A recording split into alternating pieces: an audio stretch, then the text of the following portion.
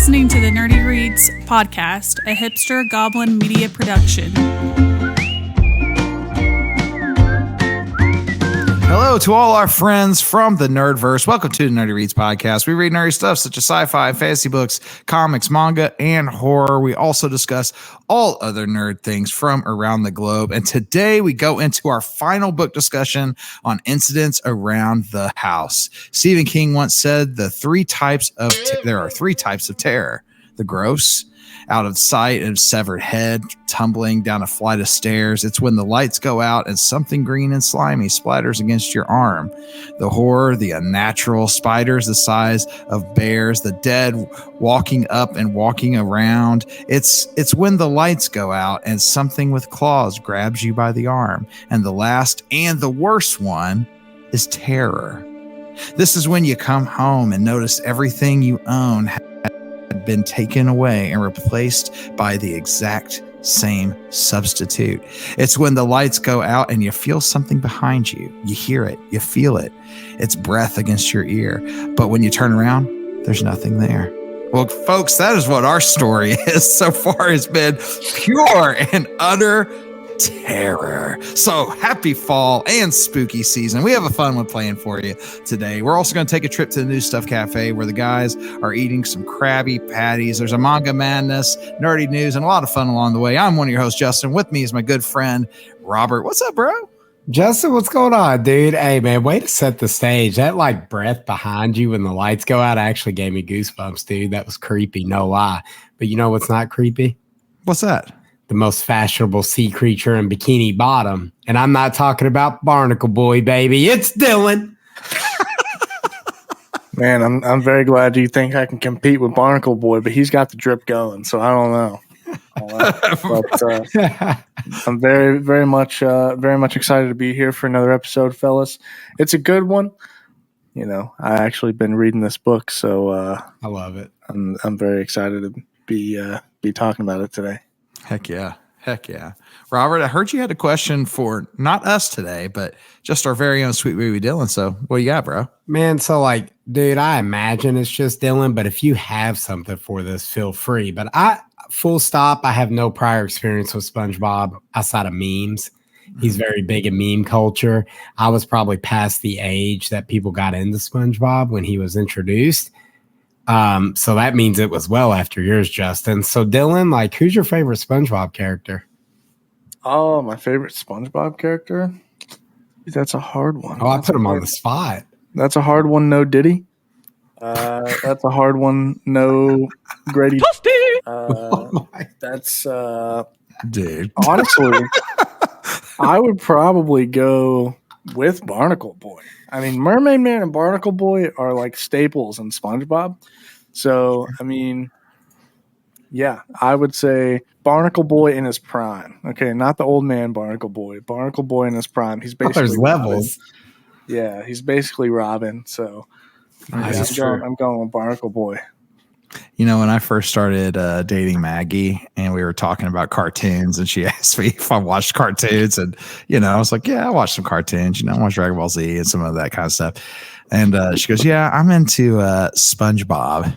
Yeah, and so, dude, me and Maggie, we spent some time watching SpongeBob. My kids have watched SpongeBob. I like SpongeBob, dude. It's a great show.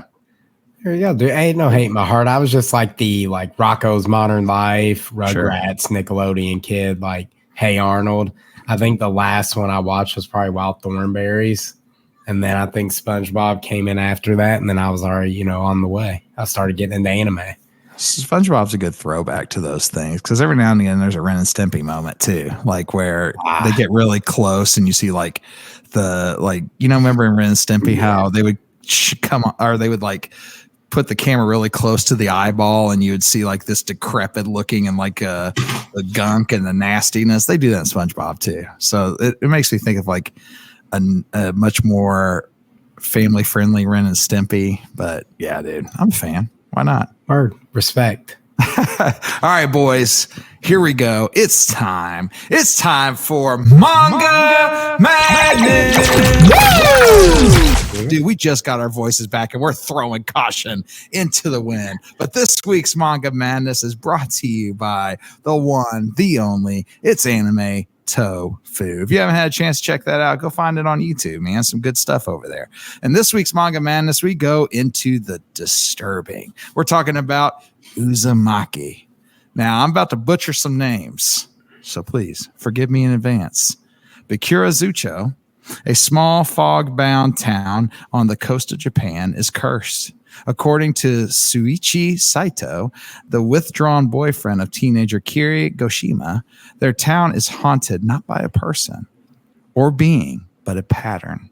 Uzumaki, the spiral, the hypnotic secret shape of the world, the bizarre masterpiece horror manga is now available in a single volume. Fall into a whirlwind of terror. So here's the cool thing. If you go on to Amazon right now, this is a 648 page deluxe edition, a banger of a manga that you can get on hardcover for $22, which honestly for hardcover for something that's like, popping off like this one is, that's really not a bad deal. So if you want to catch all of it, you can get into it for 22 bones from Amazon.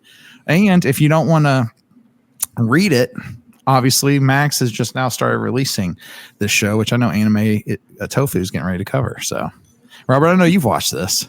Yeah, I've watched episode 1. I'm really excited to jump on Anime Tofu and talk about this. It's only going to be 4 episodes long, so there's not a real big commitment there for you if it's something you want to check out. It is vastly different than anything horror related I've ever watched. I liked it. It's kind of disturbing. It's Anime Tofu spoiler, but still check out the episode. I have a lot more thoughts. And as far as the manga goes, Junji Ito, I believe is his name. I did a little research. This is considered his opus. It's considered like his best work, period, the end. And he's a master of horror. So I actually kind of want to run to Books A Million and pick this thing up, dude, or just order that $22 one off Amazon you were talking about. Yeah. Well, and the cool thing about the anime of this too is it from what it looks like to me, the art style is literally just putting the manga on the screen, black and white, all that good stuff. So something definitely unique in that space. So go check that out if that is something that interests you. Obviously, it's spooky season. What a time to engage in the terror, the terrifying. So give us just a few minutes. Speaking of terrifying, we're going to get into a little more spooky, scary, fun things here in just a moment in the New Stuff Cafe. It's time for the moment you've been waiting for. Preparing the Krabby Patty. All right, welcome back to the New Stuff Cafe. We have some fun topics that we're going to talk. We're going to go back into some scary stories from Reddit. But before we do, Robert, what are you having? All right, guys, today for this New Stuff Cafe, Wendys is bringing the Krabby Patty to life, and it hits restaurants this week. The company has partnered with Paramount to celebrate the 25th anniversary of SpongeBob SquarePants by launching the Krabby Patty collab with the K, of course. There is not one but 2 limited items you can get. The first is, of course, the Krabby Patty, the burger itself. It's the restaurant's take on the famous cartoon burger, quarter-pound beef, not 1 but 2 slices of American cheese, lettuce, tomato, pickle, onion, and of course, a top secret crab sauce. And also, if you need something to wash Mr. Krabs sauce down with, they have a pineapple-y under the sea Frosty. It's a vanilla Frosty with pineapple mango flavor puree swirl. We have both of them here with us today, and I'm excited to dive in and give it a try, dude. All right, boys, let's see it.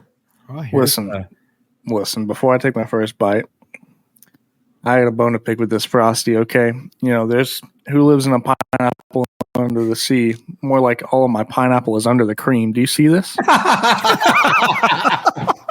all at the bottom. The heck, bro? All my pineapples under the cream. Let's see it, boys. Go ahead and take them bites. All right, Dylan. Chewing right in the mic, bro, as per usual. Well, what's the verdict? Wendy's burger's fire, bro. Like, Wendy's has one of the best fast food burgers in the game. I don't know what this sauce is. I thought it was going to be a McDonald's imitator. It's not. It's like got a little bit of a, it's not spicy, but there's like a little bit more of a kick to it than like the Big Mac sauce. I'm going to try it with the fry. Is I'm it? not sure I got a lot of sauce in the first bite, so I'm gonna go in for a second. Yeah, I actually like. Is it tangy? It is tangy. Mr. Krabs sauce does have a little tang to it. Hmm. I'm gonna go and wash that sauce down with this Frosty, which I'm a little disappointed in the Frosty. I don't know what I expected, but when I got there, I was watching her make it, and she had like a jug of pineapple mango puree, and she just squeezed some in the bottle. So that's why all your pineapple's under the cream. And then she kind of like got it on the side, and then they poured the Frosty in on top. I actually think this is good. I like the Frosty, but again, Wendy's Frosty is also a staple. Burger fine, Frosty fine. I'd eat this again. If it wasn't 10 o'clock at night, I'd probably eat this entire meal real quick. Yeah, I give it a solid 4.5 out of 5. I'm not a SpongeBob fan, but I'm going to say this does SpongeBob justice. Yeah, I could say that. I agree. All right, boys. Well, there you had it. You heard it here first. Go ahead and grab yourself a Krabby Patty, wash it down with a pineapple under the cream, Frosty. And without further ado, boys, I know we started this a couple weeks ago, and by popular demand, we decided we would do this one last time as we were doing the incidents around the house coverage. And what we're going to do, we're going to read some short ghost stories from Reddit. The people of the internet have shared these stories, and we're going to try to determine whether or not they're real or attempt to debunk them based on a paragraph of somebody's experience. So without further ado, we have 4 or 5 of these left. Let's go ahead and get rolling, though. Here we go. My house has something here. Both my spouse and I have heard or seen things. Even our cats act like they hear things, but the presence doesn't feel threatening. I told her, it feels like a woman. She can stay as long as she doesn't bother us, and she hasn't. Here we go. We have another incident with animals noticing something terrifying. What do you boys think? I trust the animal's other senses. I'm going to say this one's valid. I don't know how you can tell the gender of said ghost, but I do believe the animal sensed it. Sure. I'm gonna need a little more backstory on the location.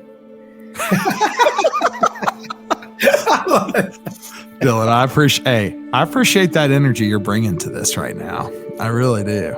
I'm just saying because, like Robert said, how do you know the gender of it? That's my thing. You know, is it wishful thinking? You just hope it's a woman. There you go. You know what I mean? Sorry about your luck, bro. Not to take away from the next ghost story you're about to go on, but Dylan, go and take some fries and dip them in this Frosty, man. Oh, yeah, I might have to give that a go. That's a pro tip right there. Yeah, man. Yeah, I'm just educating the young. When I get Maggie her Biggins bag from the $5 or the $7 Biggins bag, if she orders a Frosty, she dips out those fries in there. She's gonna literally kill me one day for some things I say on this show every now and again. Oh man. All right, here we go. Let's go to this next one. I've lived in a haunted house my whole childhood and suspect mine is haunted now. Growing up, my bed would shake. I'd hear a pipe organ at night. That's weird. There were none of us around at all, not a chance. Neighbors were miles apart. I heard audible voices, an angry man usually, now and then. The feeling of being watched in certain rooms, doors would slam and things would fall off shelves. We largely ignored it. My parents denied it happened. I ignored it or talked to whatever it was. If I was alone in my room and felt watched, I'd tell it to leave me alone, please. The only thing that felt threatening was the bed shaking. All right, bro. First off, the pipe organ music's creepy enough. Yeah, bro. But now you add the bed shaking into the mix. I feel like we're getting too many haunting things in one scenario. I'm gonna go and say false. I just watched an episode of oh my gosh, the vampire show on Hulu. We Walk in the Shadows, I think it's called. I can't remember the name. But the vampires found their ghost, and at least 2 of them were looking for some type of release so they could pass on into the afterlife. Maybe that's what it is. Maybe. All right. I mean, I guess that's as Tanner and Matt on Nerdy Reads Podcast. That's about as unfamily friendly as we're willing to get on this show. All right, Dylan, what do you think, bro? I caught him mid-bite of his crab. He knew we were getting ready to go to him. He knew. Oh, I know. Wow. The bed shaking's a little weird. Mm-hmm. I will say that. More than a little. I agree. I don't know if it's a ghost that's shaking the bed. False. I'm with you, bro. I'm with you. There was some good detail in that story. The pipe organ, if I was there, I would probably feel the same way. But here we go. Let's keep moving. I moved into my house 20 years ago, and it came with a poltergeist. Lights and TVs get turned on in the middle of the night, clocks get set forward and backward, etc. Annoying as heck, but never harmful. You guys ever had the lights and your TV turned on in the middle of the night? Yes. And did you believe it was a ghost? Well, never once, because I have a cat, and cats are just notorious for like just stepping where they want to step. And if that's on the button on your remote and it's on your headboard, that's where she's going to step. So if something creepy like that were to happen, I just assume it's the cat. Yeah, bro. Maybe Now it's I'm gonna a cat. I'm just going to question it's a ghost now.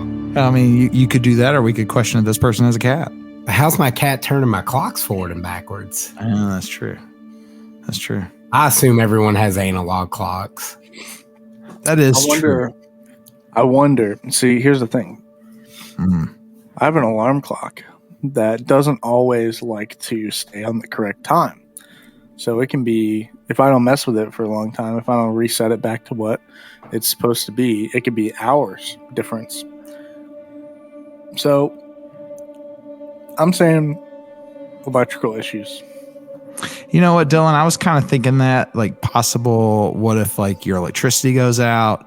Well, then your clocks are all jacked up. And there were a time, like, where my electricity would go out and I'd wake up and my TV would be on. Because, when the electricity kicks back on, it would just kick my TV out. So maybe we just debunk this whole thing. I don't know. We put a lot of effort into the 2 sentences just now. So.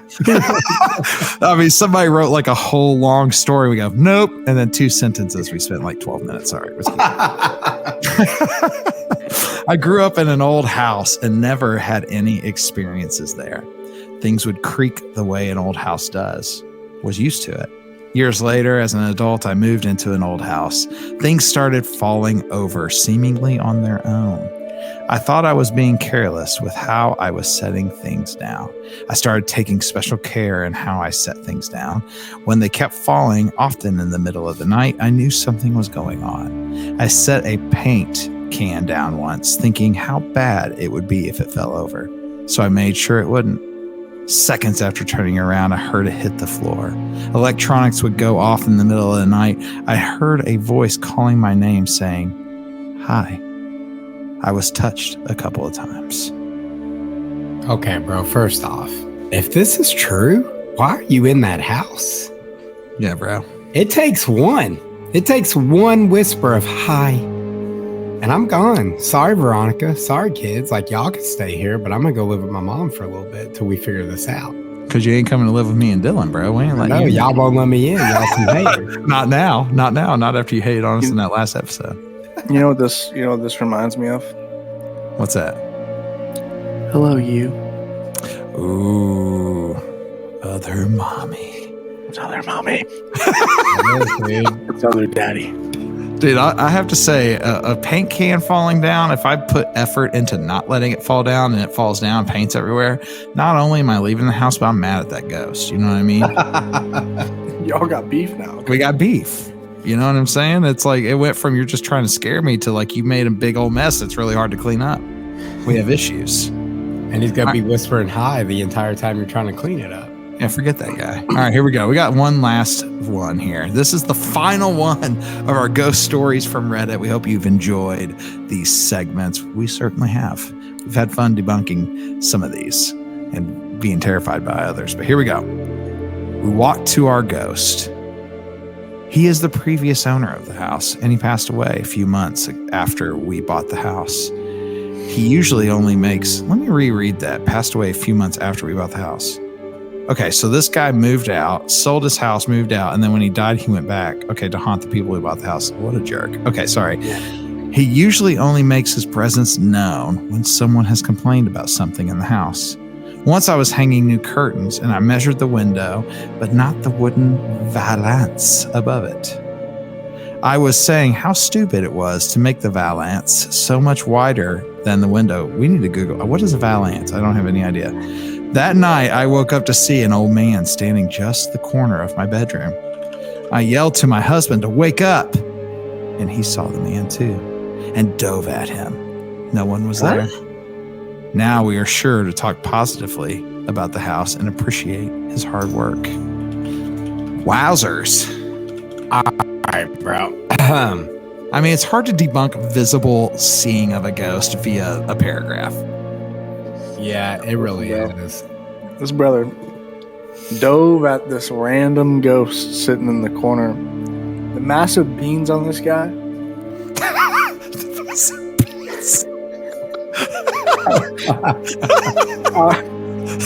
I mean, you gotta protect this girl, man. I don't think you can make that up. This is real, dude. Dylan, what are you doing, bro? There's a ghost in the corner, ghost dude just chilling. You jumping? I'm jumping him. Yeah, jumping him. That's what I'm doing. That's right, dude. That's what I like to hear. And for reference, a window valance is a form of window treatment that covers the uppermost part of the window and can be hung alone or paired with other window blinds or curtains. There you go. Who knew 3 dudes wouldn't know what that is? I had no idea what a valance was. I don't even know if I'm saying it right. But I do know that I believe this story. I'm just going to say that if 2 people visibly see something like that, I'm with you. We're going to go with it. 2 eyewitness testimony right there. That's right, bro. That's right. We've taken less in our sightings of the week and thought they were true. So, hey, I'm here for this. All right, friends. We appreciate you guys hanging out with us and talking about some ghost stories. Speaking of ghost stories, we're getting ready to finish incidents around the house. So stick around. We'll be right back.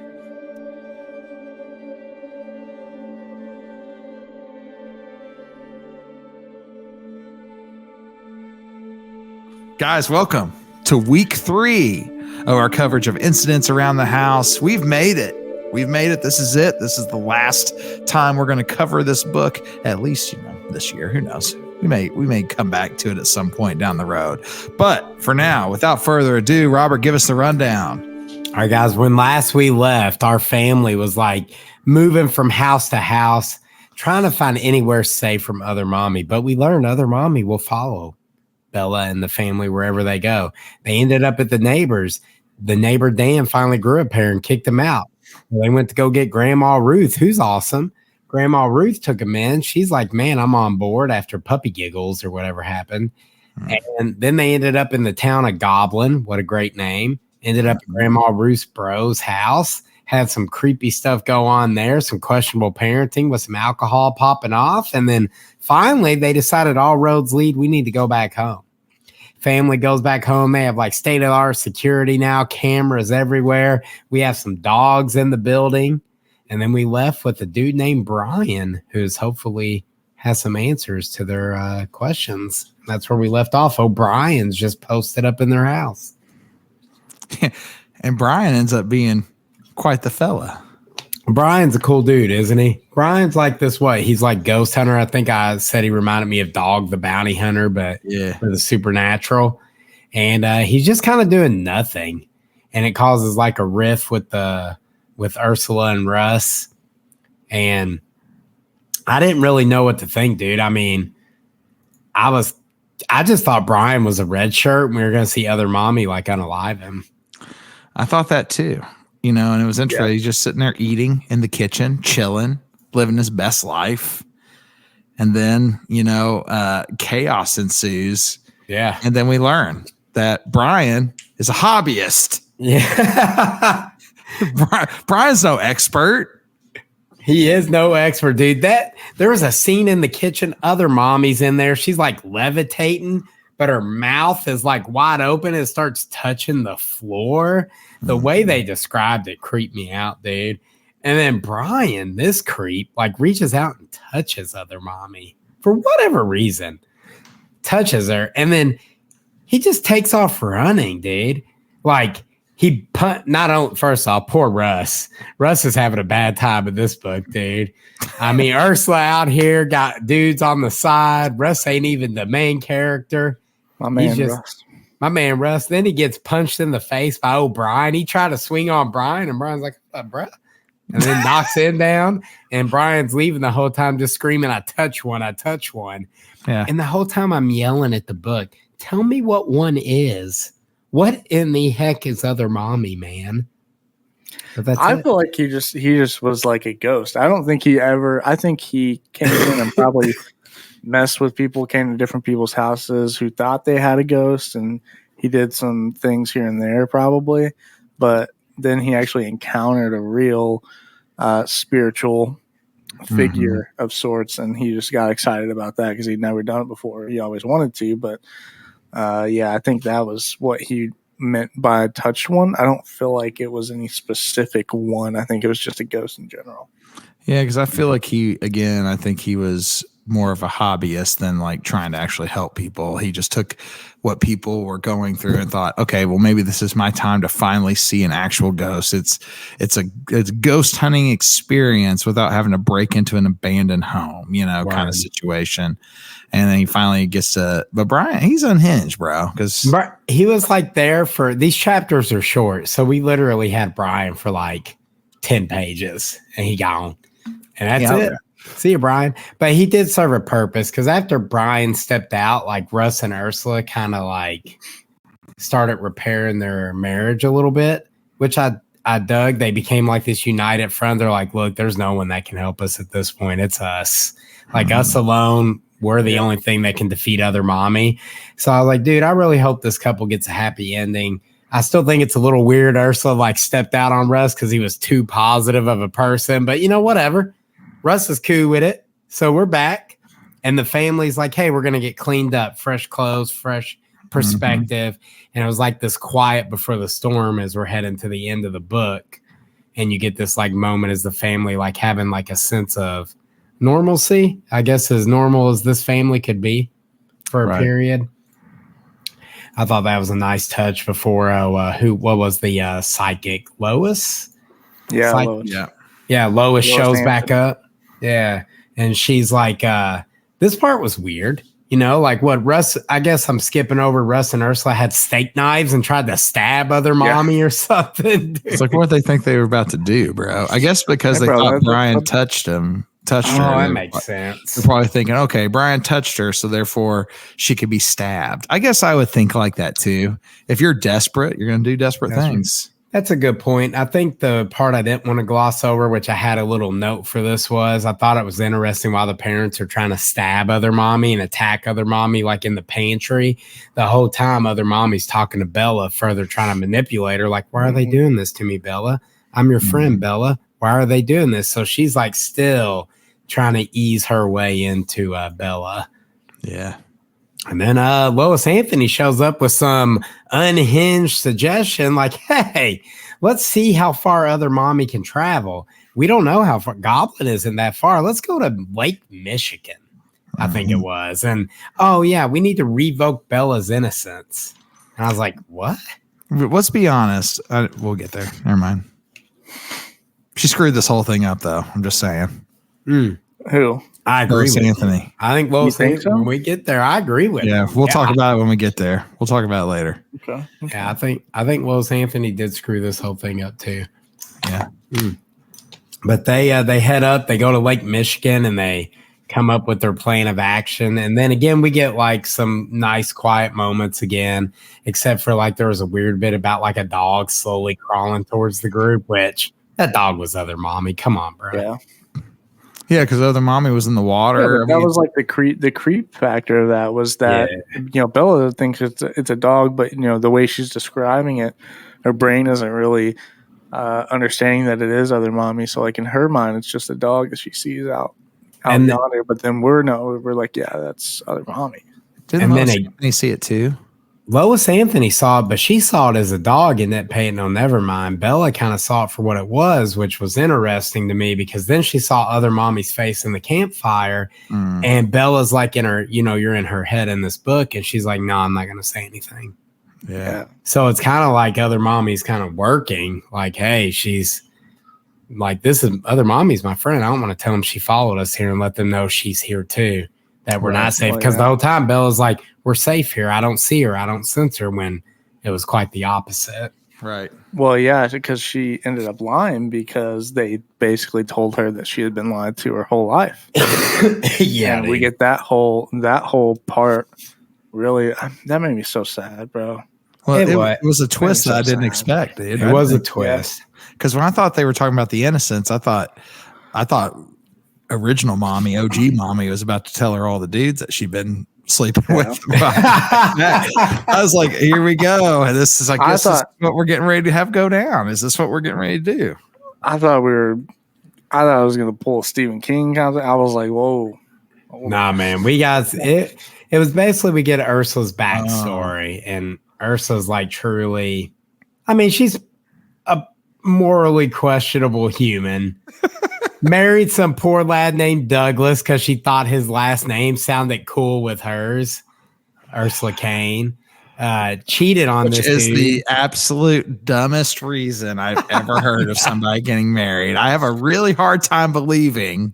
Anyway, sorry. And she's just hooking up with other dudes behind his back. And then what was it? She realized she liked Russ because he made her laugh, and it was in an innocent sort of way. So she started hooking up with Russ, gets pregnant, and then you get the big stinger, dude. Russ wasn't Bella's dad, and they're telling Bella this. Like, this whole story's being told to her. Like, hey, this guy you call Dado, he's not your biological Dado. He's other daddy. And let's hold on now, too. You know what? Ursula, the whole time, she's like throwing herself a freaking pity party over here, like crying about it. And I'm like, bro, just suck it up and own up to what you did, bro.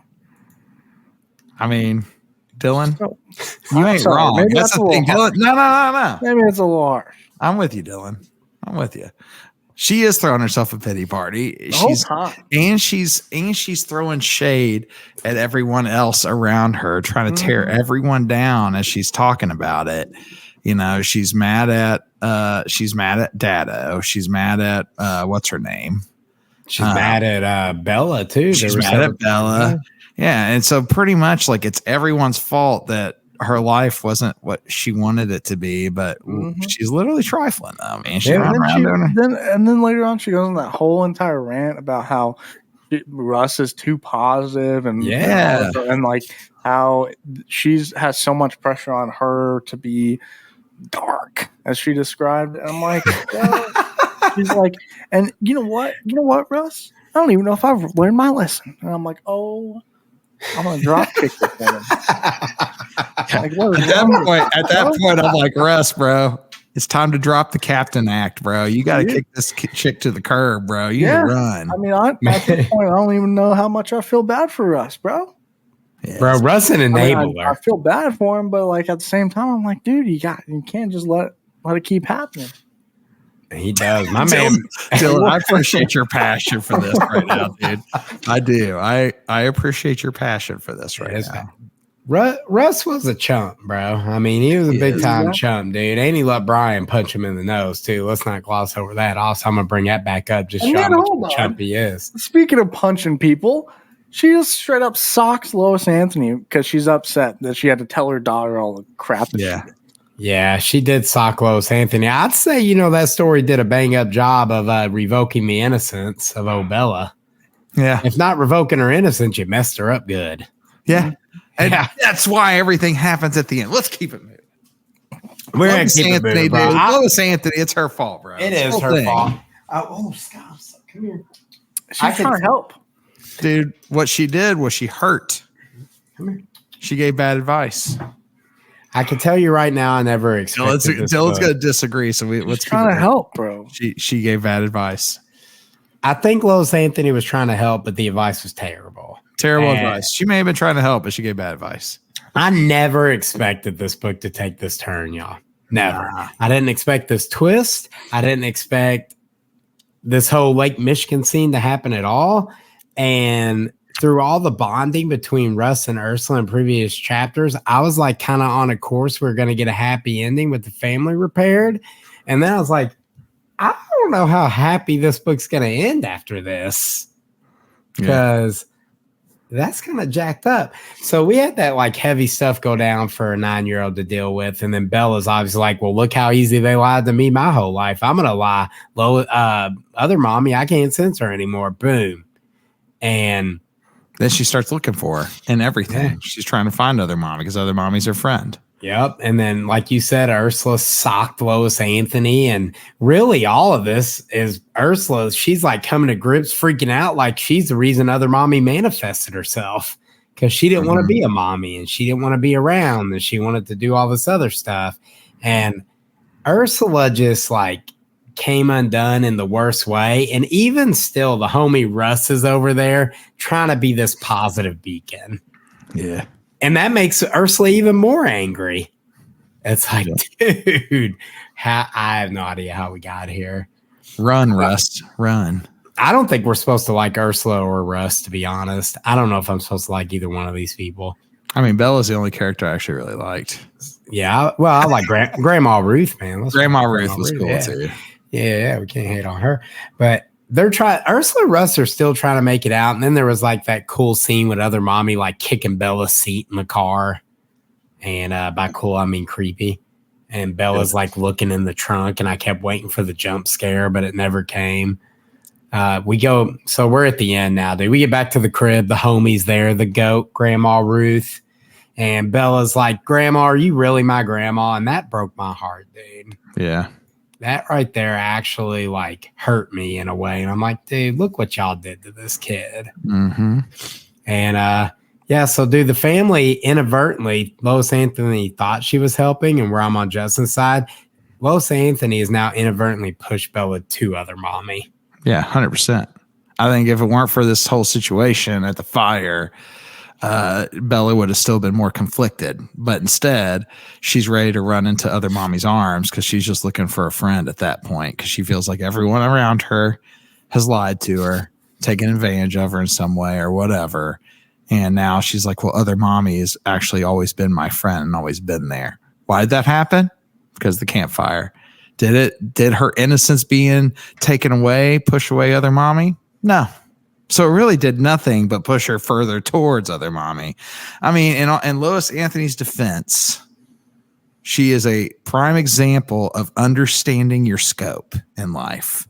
There are things that we know nothing about that sometimes we try to step into, and then we just make things worse. She taught us that lesson.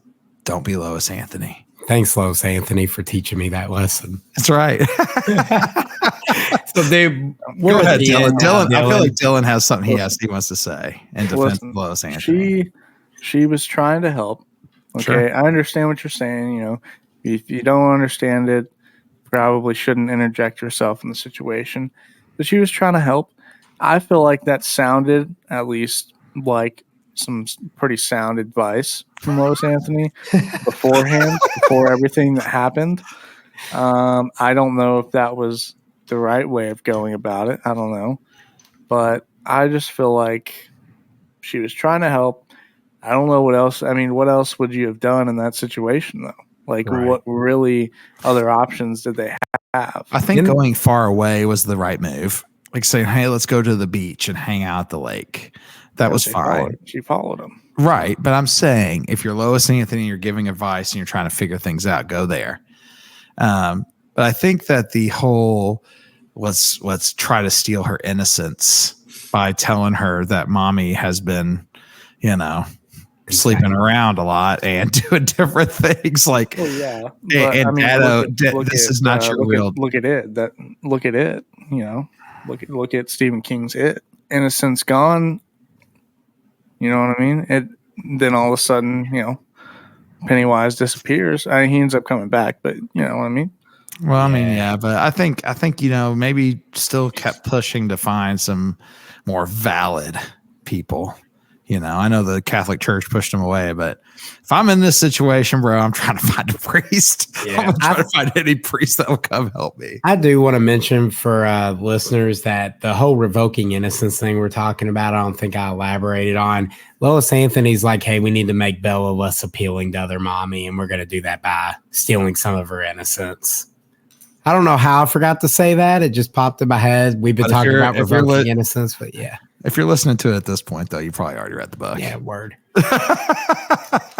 Dylan, take us into the ending, bro. Hit it. Yeah, so I mean, the ending, they pretty much just go back to the house because they decide, Bella's like, yeah, I want to go home. So they end up going home. Russ is pretty much convinced that other mommy's gone because Bella keeps telling him that other mommy is gone. And I think he's just trying to be positive and say she's gone. Ursula, of course, like Robert said, is still blaming herself. She believes because of the fact that she just didn't really even want to be a mom, pretty much manifested this other mommy person. And so we get back to the house. This is when it gets kind of crazy because so Ruth is sitting there talking to Bella while they're putting this little puzzle together, and you got Russ and Ursula like kind of arguing in the background or whatever. And she's the whole time, this was kind of creepy to me.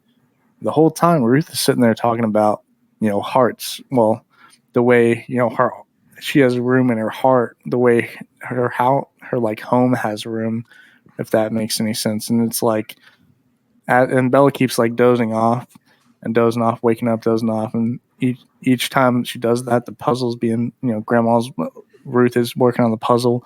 And then like all of a sudden, I'm thinking, so maybe you guys interpreted this a little bit different, but I felt like it was almost saying that Ruth was other mommy. Or maybe I read that wrong. I think other mommy was impersonating Ruth. I don't think Grandma Ruth was actually there when they got back. Because we know other mommy can impersonate other people. Well, yeah. So I knew she was impersonating. Like, I thought she was impersonating. But then that one part, like, because whenever everything starts going down. Yeah. And all of a sudden Bella's upstairs because Ruth is, like, pressing Bella. And all of a sudden she's like, can I go into your heart? And then Bella goes upstairs, and then all of a sudden Ruth is yelling, and then Ursula's like, it's what'd she say? It's my mom or whatever. I don't know. But like, I felt like it, the way it sounded to me, maybe like I said, I misinterpreted it, but it was almost like the whole time or something that Ruth maybe was other mommy. I mean, maybe that's a crazy theory, but I don't know. Word. I feel like that whole last little part was kind of chaotic. It was Bella chaotic. runs upstairs and everybody's screaming, and then all of a sudden the whole house goes silent. No one's there anymore. Another mommy peeks her head out. But I mean, I don't know. I don't know how you guys feel about that. Other mommy didn't just peek her head out, dude. Other mommy unalived Russ and Ursula. They gone. All right, okay, so you guys think that's what happened? You guys okay? Yeah, I mean, like Bella heard her parents' bodies like hit the ground. Well, like, yeah, boom, yeah. Boom. And I took that to mean we got like Paranormal Activity 2 at this ending, like the demon and Paranormal Activity 2, the whole family gets killed except for like the daughter who's off at a party. The demon kills the dad, the mom, and then takes the little baby Hunter, and the movie ends. To me, that's basically what happened in this book. Like other mommy kills the parents, and then Bella's like torn up and wants things to be happy again, so she lets other mommy in her heart, and then inadvertently now Bella's dead.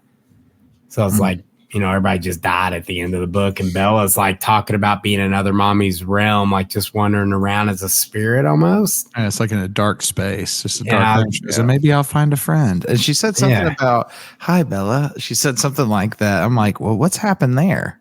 What's this? So I think it's like they swap places. They swap places. And now I think Bella's to be next to other mommy and trying to getting someone's heart type deal. Yeah, that's what I feel like. She's like, I feel like, maybe I'll find a friend, someone that I can reincarnation. And so like, I feel like at the end though, it said, maybe I misunderstood the audiobook, but like the last line literally said Michigan to 2023. It had like a date on it. Yeah. Yeah, so I feel like she's maybe in a different Bella's room. Maybe that is from Michigan. Maybe. That's interesting. I didn't, now that you mentioned that, I didn't even think about what that meant, that ending line of the Michigan 2023. Yeah, dude. So I'm pulling up the last page on my Kindle here. So I can say it says I was trying to Michigan figure out the Autumn timeline. 2023. What's it say, Robert? Yeah. It says Michigan Autumn 2023. Interesting. Yep. Yeah. I don't know. If you're a listener and you read this book, please fill us in on your theories on that, because we'd love to know what you think. Yeah, absolutely. Please do. I felt like this was a really solid spooky read, man. And I think most readers can knock it out in a weekend. I think it's a really good book to read, especially this time of year. I think because the nature of how the three of us started doing book clubs and like multiple episodes, I think about books a lot more. I don't just read them and gloss over them to do a review. Like, I read this chunk and I have to like kind of go into it a little bit and it sticks with me. So I think this book will kind of be similar to most of the book club books we've done. It'll stick with me for a little bit. Yeah. I can see this being a lot. This one's going to stick with me a little bit like Hidden Pictures did, with the connection to characters and the way that things went down. I mean, Hidden Pictures, if I remember correctly, ends a little happier than this one did. And this one literally, smidgen. Everyone in this one just dead all the time. I know. After we talked about it, I was kind of wondering that myself. Was that the end, or did Other Mommy reincarnate with Bella, and then Russ and Ursula are now parents to Other Mommy? I was not sure how that was going to go down exactly, but I guess it does make sense that they're dead since they collapsed or whatever. I wasn't sure if they collapsed via just getting knocked out or if they just got slaughtered, but being slaughtered makes sense considering all the other crazy madness, and all that happens in the last chapter. There really isn't much, like, to me, it's like they come back from Michigan, Bella's upset, they're in the car, and then you get there and then you're in the last stretch. You got one chapter left, and then it's just pure and utter chaos to end the whole entire thing. Yeah, dude. I think this will be a sick movie adaptation one day, hopefully. Yeah, I can see that. Well, guys, I think that from what it sounds like, Dylan, you recommend this as well for spooky season? Oh, 100%. Yeah. They need to give us a sequel called Instances Around the Spirit Realm or something. I don't know. Dylan wants to know more? I want to know Other Mommy's perspective, or in this case, Bella's perspective. Yeah. Yeah, you couldn't help but feel sad for Bella at the end. Yeah. Poor girl. Poor girl. I felt terrible for Bella.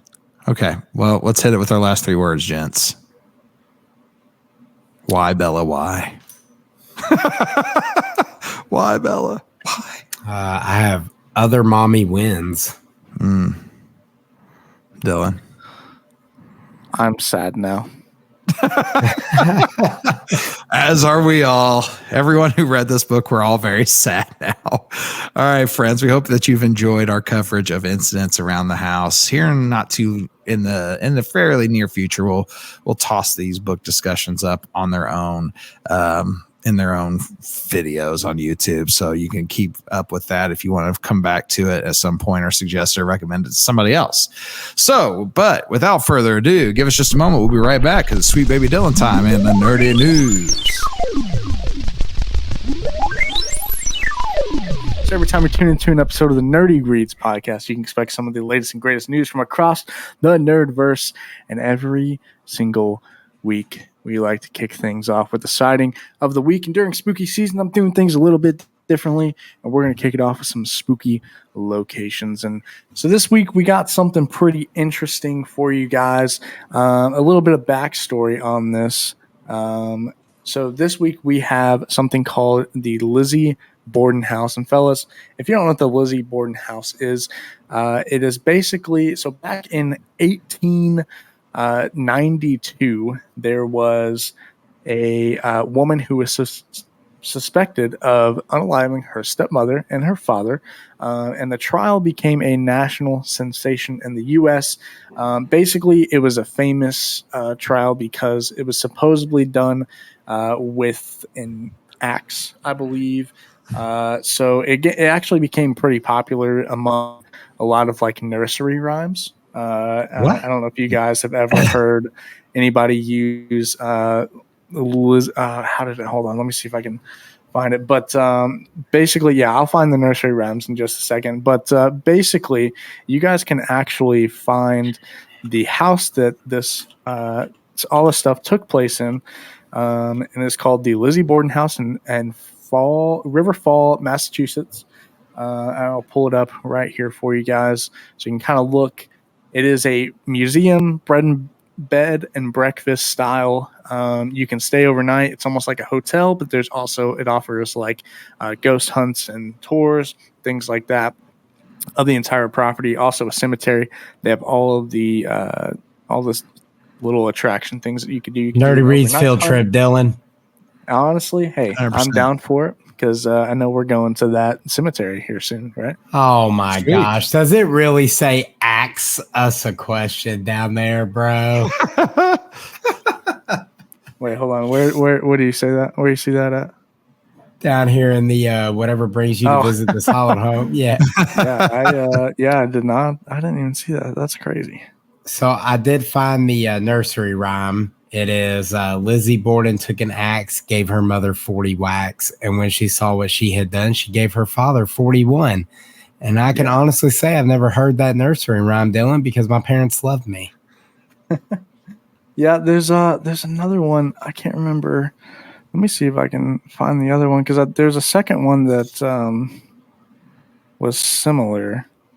I may not be able to find that one, but basically, like I said, you can find this house if you're interested in ghost hauntings and spooky tours, things like that. You can go visit the place. She supposedly, her spirit lives on there, so obviously you can hopefully have some ghostly encounters if you go and stay at the Lizzie Borden house. Go book your stay now if you're interested in this. I'm Robert said interested Nerdy enough. Reads. Yeah, and Robert said Nerdy Reads field trip, so I'm assuming we're... I'm actually punching in on MapQuest right now. Lizzie Borden house from my house, how long it'll take us to get there. It's only a 13-hour and 54-minute road trip, boys. Let's hit it. Oh, that's not too bad. Justin, you in? I'm in. Hey, boys, listen. We taking a trip. I'm there. We'll take a dude's trip next year, you know? We're all staying at we're all staying at the Lizzie Borden house. I'm excited. You heard it here first. 100%. Yeah. So, I think that's pretty much going to do it for our sighting this week. I was a little unprepared on the technical side of things, but if you guys are interested in this house, maybe do a little more research on it and talk about it in our Discord. Hop over there and let us know. Let us know how you feel about it. Do you all think that Lizzie Borden is innocent? No. She was acquitted of everything. So, Yeah, she's acquitted, bro. fun fact. Yeah. Man, I'm going to dive in. Thanks, Dylan. I'm now going to have to look into this situation. Yep. 100%. So, Now we're invested. Yeah, thanks, dude. Yeah, it's a good interesting read. Make sure there's no kids around whenever you do it because it does get a little brutal. I mean, yeah, dude. Seen some of those deets, bro. I definitely don't want my kids checking this out. For sure.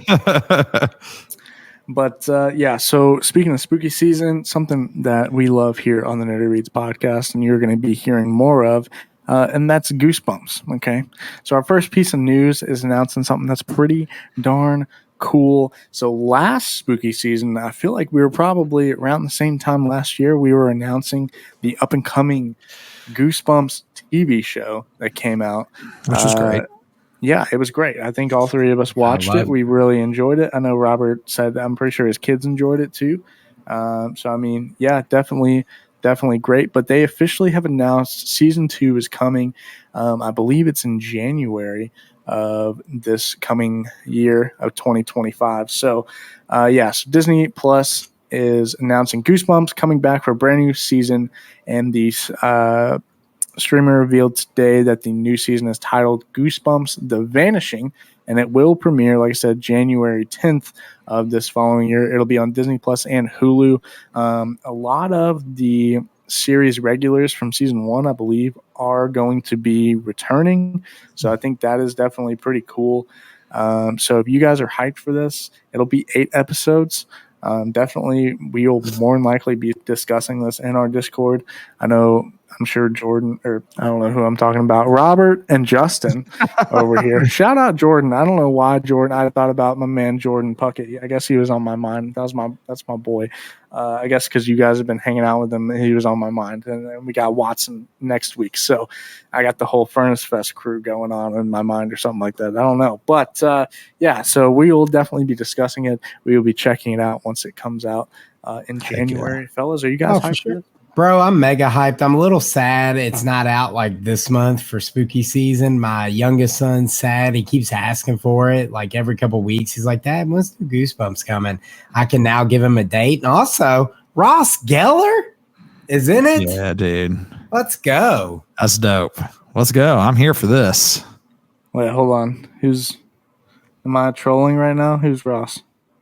David Schwimmer, man. David Schwimmer.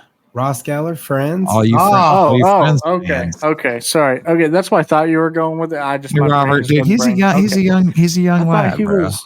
Okay. He is, I'm sorry. No, I knew what you're talking about. Okay, I'm not that yet. I mean, I am, but I knew what you're talking about. It's okay. I like the My whole brain time just this wasn't article's been up. My brain just wasn't braining. Trailers been Yeah, playing I in know. the corner. No, let's get that off the screen. You already know we're hyped for Goosebumps season 2, but my friends, my boys, I know you guys are on gaming over on your PlayStations now these days as you all have gotten older. And it's sad times. It is sad times. Coming out on that. But I know that in your heart of hearts, you guys are Xbox. You guys are OG Xbox players. Hey, I don't have any hate in my heart for the Xbox. 100%. I don't. Yeah. I'd still have mine if it worked. My Xbox actually fried somehow. So I actually argue the console war is a moot argument in 2024. I really think there is no identity to these systems. That's valid. But with you guys being OG Xbox gamers, okay, I know for a fact that you guys are big Halo guys. Mm-hmm. Yeah, you are. I love Halo. Halo Reach. So recently, 343 Industries has actually gone down the tank. Saw that. The 343 Industries is the people that took over development of the Halo games after Bungie ended up pretty much just, I guess, selling all of the licensing and all that for the game over to Xbox and Microsoft. Basically, they took over, and ever since then, Halo has pretty much gone downhill, unfortunately. When they developed the newest Halo Infinite game, they were trying to develop a completely new engine called Split Space. It was a split space engine that they built all the way from the ground up. And so with that came a lot of technical issues. And because of the technical issues, it really held back a lot of the things that came with, or at least I guess wasn't able to come with Halo Infinite. It lacked a lot of stuff at launch that wasn't able to really even get added in later in the game. But with the tanking of 343 Industries, or 343 is basically rebranding. This is something that I think is very positive on the surface, but if you kind of dig deeper, I don't really know if it's really that positive, to be honest. But they did announce that they are moving from the split space engine over to Unreal Engine 5, which is probably the most popular engine out right now. Every game known to man is pretty much using it. It's very user-friendly from what my little knowledge of game development. There's a lot more of a market for it. People know how to use it. There's a lot of people that they can hire to bring in that actually know how to use it and use it efficiently, rather than build something from the ground up and having to completely learn a new engine for the game. I definitely think it is a positive in a way of Halo returning with that, because then it's going to free them up to be able to actually work on the game and make sure it is high quality and everything is working properly and functional, everything is polished, rather than having to worry about basically being as one of the developers of Halo said, they're not going to have to worry about being a tech company. They're just going to have to worry about building a game, which I feel like on the surface level, that's very positive. But like I said, so 343 is basically rebranding into Halo Studios. So it's literally just going to be called Halo Studios. With that, though, it's still pretty much going to be the same people making it. So I don't know how you guys feel about all that. I know that's a lot to kind of. That's very much a summary of everything that's going on behind the scenes right now. But I don't know how you guys. What are your guys' thoughts? What are y'all thinking? I'll give you a hot take, and I'll let Justin play off this because I'm gonna keep it short, sweet. I think they just need to let Halo go. I think at some point, you just you call a spade. It's done. You haven't been successful. Halo Infinite had a really cool campaign. But the days of just getting a good single-player campaign and some multiplayer maps is over. You have to have this organic, living, breathing thing that continuously makes people want to log in and play, hence the success of a Fortnite, a Rainbow Six Siege, a Counter-Strike. These games have figured out some type of formula to keep their players coming back. Halo's been successful at that. I think it's time for them to move on and try something else. Obviously, they're not going to do it, but I wish they would. That is a hot take. But I'm also okay with it. Halo holds a special place in my heart. I love Halo so much.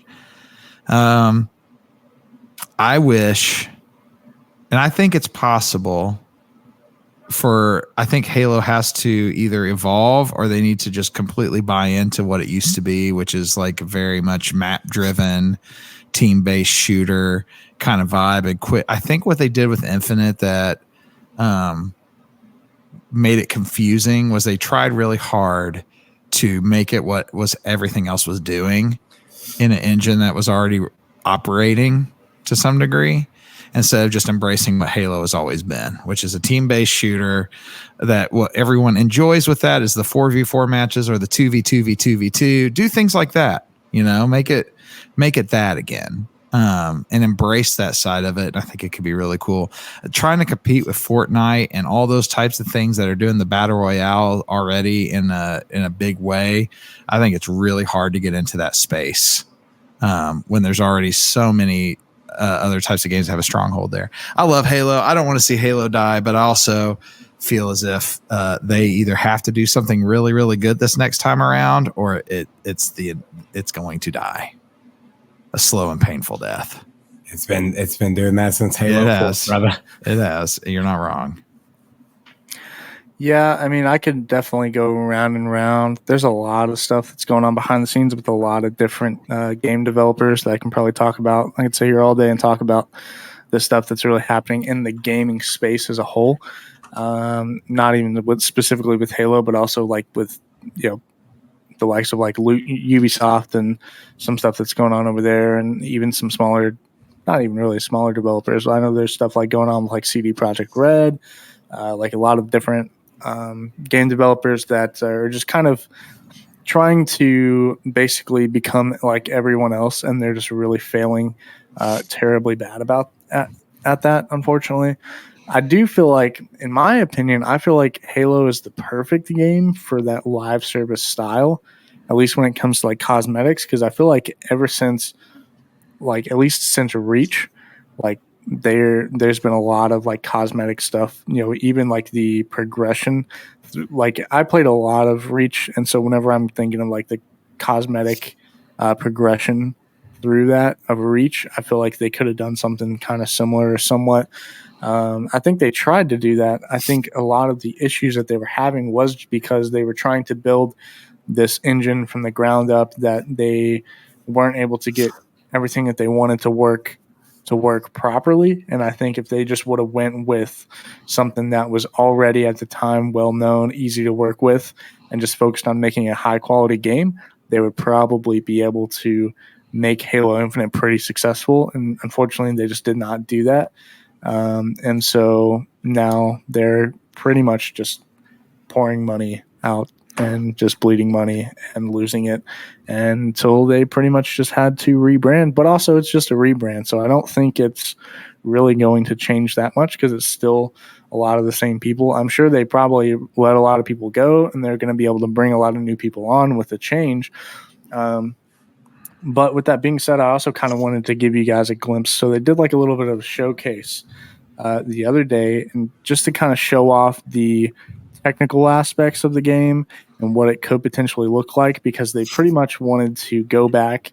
So the way they described it was like the roots of Halo, of like just was a really good looking, beautiful, polished looking game is essentially like the way that they were pretty much describing it. This doesn't really show off any sort of the gameplay aspects of it. It's really just how the game could potentially look. And I mean, it looks pretty good.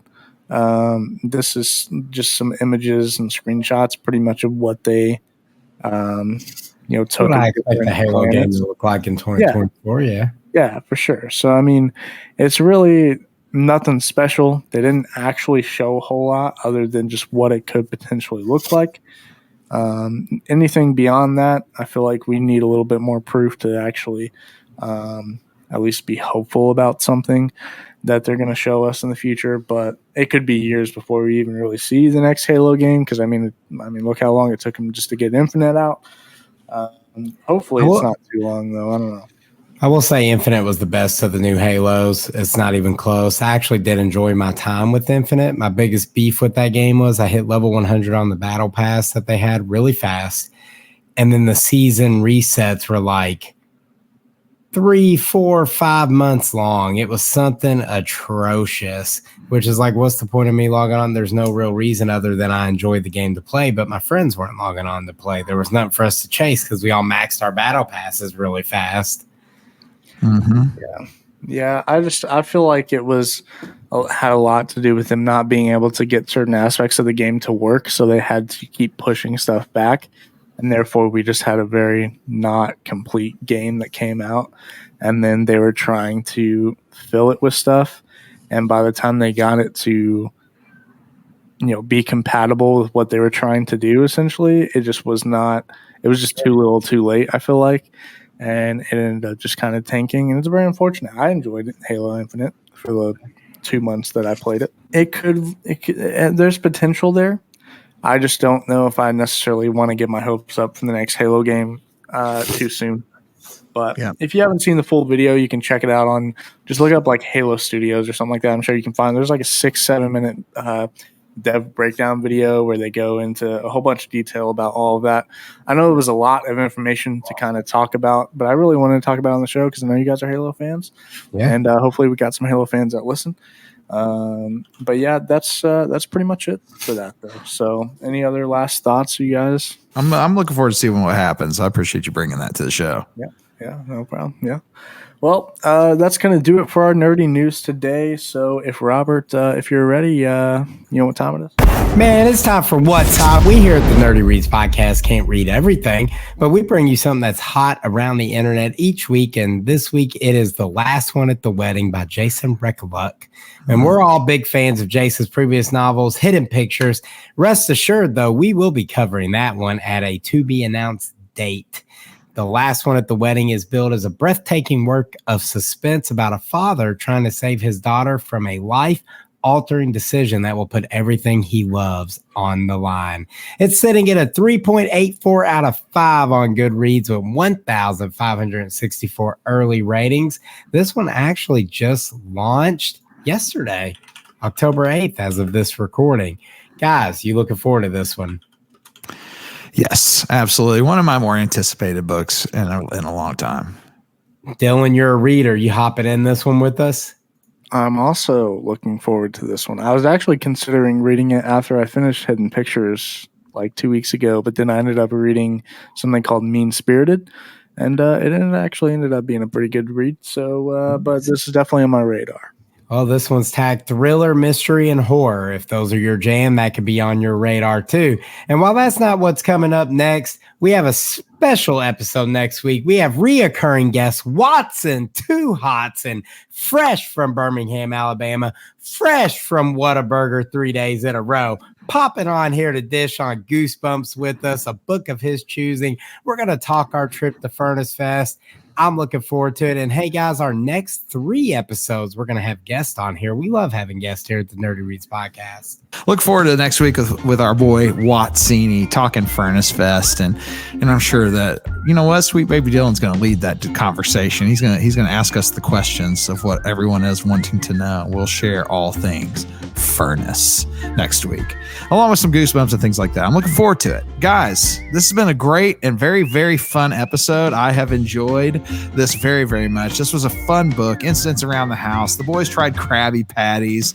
We had a lot of fun along the way. Like Robert said, we have a lot of things coming up. You're going to want to keep up with that. Robert, where can they find us? You can find us over on Facebook, Instagram, Goodreads, and YouTube. Like and subscribe at the Nerdy Reads podcast. Hop in our Discord. You can find links to that on all of our socials. And guys, continue to tell your friends about us. It truly helps us grow our show. And guys, we cannot leave and will not leave without some advice from our very own Sweet Baby Dylan.